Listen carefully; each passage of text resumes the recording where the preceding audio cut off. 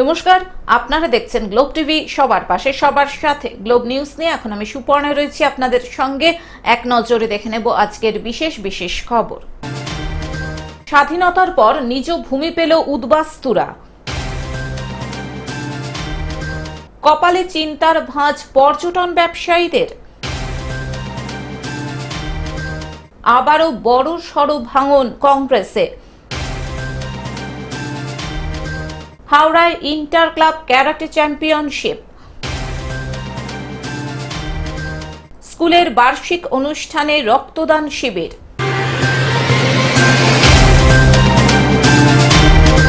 আসছে বিস্তারিত খবরে। স্বাধীনতার পর নিজ ভূমি পেল উদ্বাস্তুরা। উত্তর 24 পরগনার বসিরহাট পৌরসভার 9 নম্বর ওয়ার্ডের কাছারিপাড়ার পোস্ট অফিস সংলগ্ন এলাকায় সরকারি সুযোগ সুবিধা থেকে বঞ্চিত হচ্ছিল 100টি পরিবার। বাংলার মাননীয় মুখ্যমন্ত্রী বরাবর গরিব মানুষের পাশে দাঁড়িয়েছে। আপনারা দেখেছেন কেন্দ্রের শত বঞ্চনা সত্ত্বেও এনআরইজিএসে যারা কাজ করেছিল মমতা বন্দ্যোপাধ্যায় তাদের টাকা দিয়েছে। বাড়ির টাকা যারা পায়নি, কেন্দ্রীয় সরকারের বঞ্চনার শিকার হয়েছে, মমতা ব্যানার্জি ডিসেম্বর মাস থেকে সেই বাড়ির টাকা দেওয়া শুরু করেছে। ঠিক ওই একই পথ ধরে এই এলাকার যারা গরিব মানুষ, যারা জমির মালিকানা পাননি, মমতা ব্যানার্জির তত্ত্বাবধানে নির্দেশে তারা আজকে জমির 99 বছরের লিজ পেলেন। অত গরিব মানুষের মমতা ব্যানার্জি বাদ দিয়ে দ্বিতীয় কোনো বিকল্প নেই। পরিবারের প্রায় 500 জন মানুষ বারবার ভোট দিয়ে জনপ্রতিনিধিদের কাছে দাবি জানিয়েছিলেন তাদের স্থায়ী ঠিকানা করে দেওয়ার জন্য। বামফ্রন্টের আমলে বারবার জানিয়েও কোনো ফল হয়নি। 2011 সালে পরিবর্তনের পর উদ্যোগ নেয় বসিরহাট পৌরসভা। সব গভর্নমেন্ট এসে দিয়ে গেছে, কিন্তু কেউ প্রতিশ্রুতি পূরণ করতে পারেনি। তো আমরাই মাননীয় মুখ্যমন্ত্রীর আদর্শে যেহেতু চলছি, তো মাননীয় মুখ্যমন্ত্রী এবং অভিষেক বন্দ্যোপাধ্যায় ওনারা প্রতিশ্রুতি দিয়ে প্রতিশ্রুতি রাখেন।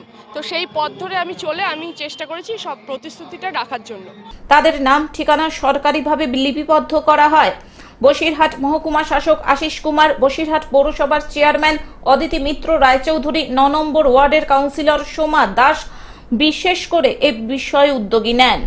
এদিন বসিরহাট টাউন হলে দমকল মন্ত্রী সুজিত বসু, সাংসদ পার্থ ভৌমিক, বসিরহাট দক্ষিণের বিধায়ক সপ্তর্ষি বন্দ্যোপাধ্যায় সহ প্রশাসনিক কর্তারা প্রায় 100টি পরিবারের হাতে 99 বছরের জন্য জমির লিজ দিয়ে জমির দলিল তুলে দেন।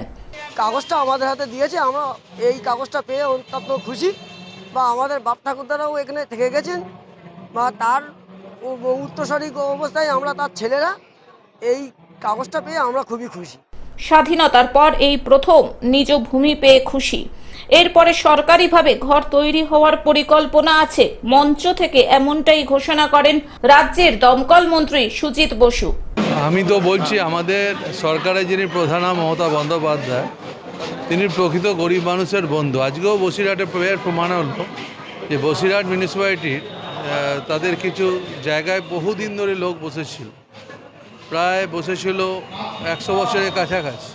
সেই মানুষগুলোকে আজকে তাদের লিজ ডিড করে দেওয়া হলো তাদের বাড়ি করার জন্য। তো এইটা একটা খুব সফল কাজ তারা করলো। বসিরহাট থেকে শ্যাম বিশ্বাসের রিপোর্ট, গ্লোব নিউজ। কপালে চিন্তার ভাঁজ পর্যটন ব্যবসায়ীদের। মুর্শিদাবাদ জেলার অন্যতম ঐতিহ্যবাহী নিদর্শন হচ্ছে নসিপুর রাজবাড়ি। এই রাজবাড়ি প্রাঙ্গণে রয়েছে সংগ্রহশালা, যেখানে রাখা হয়েছে তৎকালীন রাজাদের ব্যবহৃত জিনিস থেকে শুরু করে রাজ সিংহাসন, অদ্ভুত আয়না, ফাঁসির মঞ্চ, এমনকি রানীর সোনার জরির শাড়ি। পর্যটক এখনো নামেনি, মধ্যে বন্ধ ছিল বিভিন্ন রকম অশান্তির কারণে, বেলডাঙ্গার ঘটনা নিয়ে। তারপরে 2-1 দিন এসছিল, এখনও পরীক্ষাগুলো শেষ হয়েছে সবে। 15ই ডিসেম্বর থেকে আশা করি কিছু পর্যটক নামবে।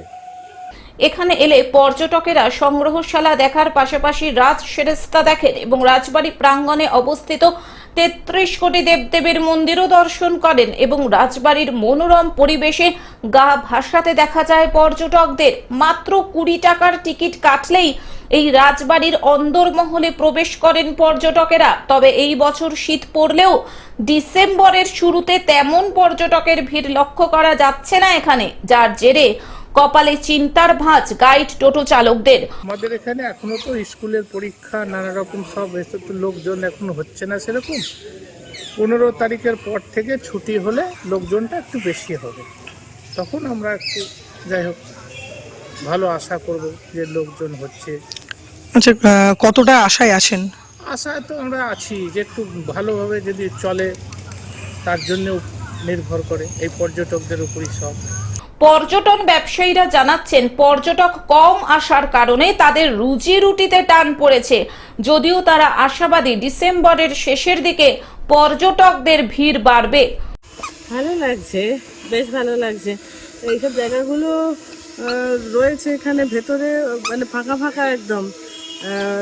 গাইড টাইড সেভাবে পাওয়া যাচ্ছে না, যারা রয়েছে তারা ঠিক মতো বুঝিয়ে দিচ্ছে না, এটা একটা ইস্যু হয়তো। মানে অনেক জায়গায়, তবে কিছু জায়গায় লেখা রয়েছে, কিছু জায়গায় লেখা নেই। আর যদি লেখা থাকে আমার মনে হয় কোনো গাইডেরই প্রয়োজন হয় না। মুর্শিদাবাদ থেকে রক্তিম সিদ্ধান্তের রিপোর্ট, গ্লোব নিউজ। আবারও বড়সড় ভাঙন কংগ্রেসে। মোথাবাড়ি অঞ্চলের বাল্লিটোলা ও মোল্লাপাড়া গ্রামের 30 জন মূল কংগ্রেস কর্মী সহ শতাধিক কংগ্রেস পরিবার কংগ্রেস ছেড়ে তৃণমূল কংগ্রেসে যোগদান করলেন। এদিনের এই যোগদান সভায় উপস্থিত ছিলেন উত্তরবঙ্গ উন্নয়ন, জলপথ ও সেচ দপ্তরের প্রতিমন্ত্রী তথা মোথাবাড়ি বিধানসভা কেন্দ্রের বিধায়ক সাবিনা ইয়াসমিন। এছাড়াও উপস্থিত ছিলেন অঞ্চল ব্লক তৃণমূল নেতৃত্ব। কংগ্রেস ছেড়ে তৃণমূল কংগ্রেসে আসা কর্মীদের হাতে দলীয় পতাকা তুলে দেন মন্ত্রী সাবিনা ইয়াসমিন। আজকে মোথাবাড়ি অঞ্চলের বালিটোলা গ্রুপ যে রয়েছে, সেই বালিটোলা গ্রুপের যারা বিগত দিনে কংগ্রেস করেছিলেন তারা ইচ্ছা প্রকাশ করেছিলেন যে আজকে তারা মমতা ব্যানার্জির কাজের আদর্শে প্রাণিত হয়ে তারা তৃণমূল কংগ্রেসে যোগদান করবে এবং পুরো বুথের যারা কংগ্রেসের কর্মীরা আছে তারা আজকে আমাদের তৃণমূল কংগ্রেসে যোগদান করলেন। আমরা পুরো গ্রাম আর কি তাদেরকে আমরা আমাদের তৃণমূল কংগ্রেস পরিবারে স্বাগত জানাচ্ছি এবং আগামী দিনে একসঙ্গে একই সাথে কাজ করার অঙ্গীকারবদ্ধ হচ্ছে। মালদা থেকে অভিষেক দাসের রিপোর্ট, গ্লোব নিউজ। হাওড়ায় ইন্টার ক্লাব ক্যারাটে চ্যাম্পিয়নশিপ। শুধু আত্মরক্ষা নয়, জীবনের শৃঙ্খলা, আত্মবিশ্বাস এবং একে অপরকে সম্মান করা, এটাই মূল লক্ষ্য হওয়া উচিত। রবিবার হাওড়ায় ইন্টার ক্লাব ক্যারাটে চ্যাম্পিয়নশিপে উপস্থিত হয়ে এমন কথাই বললেন জাপান ক্যারাটে অ্যাসোসিয়েশনের চেয়ারম্যান সোমনাথ পাল চৌধুরী। বর্তমান পরিস্থিতিতে ক্যারাটে শেখা প্রত্যেকেরই দরকার। আত্মরক্ষা মানে শুধুই ক্যারাটে শেখা নয়, জীবনে চলতে গেলে আত্মবিশ্বাস, শৃঙ্খলা এবং একে অপরকে সম্মান করা, অর্থাৎ ছেলেরা মেয়েদের সম্মান করবে এবং পাশাপাশি মেয়েরা ছেলেদের সম্মান করবে। এমনটা হলে আত্মরক্ষার ব্যাপারটাই থাকবে না, এমনটাই জানাচ্ছেন সোমনাথ পাল চৌধুরী। তিনি আরও বলেন, এখানে স্কুল, কলেজ, অফিসে দেখা যায় সপ্তাহে একদিন করে ক্যারাটে শেখানো হচ্ছে, কিন্তু ক্যারাটেকে প্রত্যহ শেখানো উচিত, যেমন জাপানে হয়। ক্যারাটে সংগঠনের আরও একজন সদস্য সত্য সুন্দর সাধুকা জানান, এখানে 5টি জেলা থেকে প্রতিনিধিরা এসেছেন। হাওড়ায় এটা প্রথম ইন্টার ক্লাব ক্যারাটে চ্যাম্পিয়নশিপ হচ্ছে। তিনি বলেন, ক্যারাটে শুধু আত্মরক্ষার জন্য নয়, ক্যারাটে ঘটায় মানসিক বিকাশও। হ্যাঁ, অবশ্যই বর্তমান যা পরিস্থিতি তাতে আত্মরক্ষা শেখার প্রয়োজনীয়তা বেড়ে গেছে, বিশেষ করে মেয়েদের মধ্যে। কিন্তু আমরা Japan karate association JKWF India, আমাদের ভাবনাটা একটু অন্যরকম। কারাতে শুধু আত্মরক্ষার জন্য না শিখে, কারাতে শিখলে যে ডিসিপ্লিনটা বাড়ে, আত্মবিশ্বাস বাড়ে এবং একে অপরকে সম্মান করা, ছেলেরা মহিলাদের সম্মান করবে, মহিলারা ছেলেদেরকে সম্মান করবে। এই যে একে অপরের প্রতি ভরসা, সম্মান এবং ডিসিপ্লিন, এইটা যদি গড়ে তোলা যায় তাহলে আত্মরক্ষা শেখারই আর প্রয়োজন পড়বে না। তো সেই কারণ, এবং এটা নিয়ে মা বাবারও একটা ভূমিকা আছে। আমরা বিভিন্ন সময় পেরেন্ট টিচার মিটিং সেই কারণে করি। তো সেই কারণে কারাতে শেখা আত্মরক্ষার জন্য খুবই জরুরি নিশ্চয়ই, কিন্তু যদি কারাতে শেখার মাধ্যমে যদি সবাই ডিসিপ্লিন হয়ে ওঠে তাহলে সত্যি সত্যি আত্মরক্ষার কোনো প্রয়োজনই হবে না। তো এটা আমাদের মূল উদ্দেশ্য। তবে আরেকটা কথা বলবার আছে যে আজকাল বিভিন্ন সময় একদিনের জন্য, দুদিনের জন্য বা 4-5 দিনের জন্য বা উইকেন্ডে আত্মরক্ষা শেখার ব্যবস্থা করা হচ্ছে। হাওড়া থেকে অর্পণ সিংহের রিপোর্ট, গ্লোব নিউজ। স্কুলের বার্ষিক অনুষ্ঠানে রক্তদান শিবির। শনিবার শেমফোর্ড ফিউচারিস্টিক স্কুলের বার্ষিক অনুষ্ঠানের উদ্বোধন করা হলো রক্তদান শিবিরের মধ্যে দিয়ে পূর্ব বর্ধমান জেলার কাটোয়ার টেকরখাজি বাসস্ট্যান্ড সংলগ্ন এলাকায়। শেমফোর্ড ফিউচারিস্টিক স্কুল প্রাঙ্গণে 3 দিন ধরে চলবে সাংস্কৃতিক অনুষ্ঠান। উদ্বোধনী অনুষ্ঠানে উপস্থিত ছিলেন কাটোয়া বিধানসভার বিধায়ক রবীন্দ্রনাথ চট্টোপাধ্যায়, কাটোয়ার এসডিপিও কাশীনাথ মিস্ত্রি, কাটোয়া পৌরসভার চেয়ারম্যান সমীর কুমার সাহা, ডক্টর পরেশনাথ বন্দ্যোপাধ্যায়, কাটোয়ার ভারতী ভবন স্কুলের প্রাক্তন প্রধান শিক্ষক দেবব্রত মুখোপাধ্যায়, দাইহাট ব্লাড ডোনার অ্যাসোসিয়েশনের সভাপতি জয় দেব দত্ত, শেমফোর্ড ফিউচারিস্টিক স্কুলের পরিচালন কমিটির সভাপতি অমরচাঁদ কুন্ডু, সহ সভাপতি বিমলেন্দু কুন্ডু সহ অন্যান্যরা। রক্তদান শিবিরে অংশগ্রহণ করেন স্কুলের শিক্ষক, শিক্ষিকা, অভিভাবক সহ বিভিন্ন এলাকার মানুষেরা। এই রক্তদান শিবিরে 136 জন রক্তদাতা রক্তদান করেন। সকল রক্তদাতার হাতে সার্টিফিকেট তুলে দেওয়া হয়। রক্ত সংগ্রহ করে কাটোয়া মহকুমা হাসপাতালের হেমরাজ ব্লাড সেন্টার। স্কুলের এই রকম উদ্যোগকে সাধুবাদ জানিয়েছেন সকলেই। একটি শিক্ষা প্রতিষ্ঠান শেমফোর্ড শিক্ষা প্রতিষ্ঠানের বার্ষিক অনুষ্ঠান আজকে শুভ সূচনা করলো এই রক্তদান শিবিরের মধ্য দিয়ে। পাশাপাশি আরও 2 দিন রয়েছে বিভিন্ন ধরনের অনুষ্ঠান।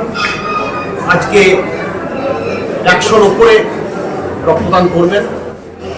আমরা দাইহাট ব্লাড ডোনার অ্যাসোসিয়েশন, শেমফোর্ড যে শিক্ষা প্রতিষ্ঠান রয়েছে তাদের সঙ্গে রয়েছি।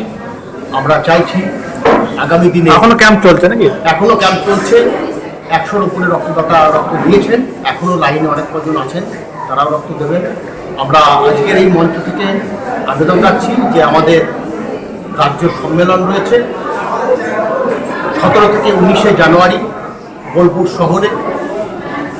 সেই রাজ্য সম্মেলনকে সফল করার জন্য এবং রক্তদানকে আরও সচল এবং গতিশীল করার লক্ষ্য নিয়ে আমরা এই রক্তদান আন্দোলনকে আরও জোরদার করার জন্য এবং সাধারণ মানুষের কাছে পৌঁছাতে চাইছি, যাতে আরও অন্যান্য শিক্ষা প্রতিষ্ঠান থেকে শুরু করে সমস্ত জায়গাতে এইভাবে তাদের শুভ সূচনা করুক এই রক্তদান শিবিরের মধ্য দিয়ে।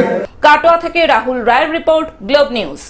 এখন থেকে গ্লোব টিভি দেখুন আপনার স্মার্টফোনেও। গুগল প্লে স্টোর অথবা অ্যাপল স্টোর থেকে ডাউনলোড করুন গ্লোব টিভি লাইভ অ্যাপ এবং জিও টিভি অ্যাপ। এছাড়াও জিও ফাইবারেও গ্লোব টিভি দেখুন। আজকের মতন গ্লোব নিউজ এখন এই পর্যন্তই। দেখতে থাকুন গ্লোব টিভি, সবার পাশে সবার সাথে। নমস্কার।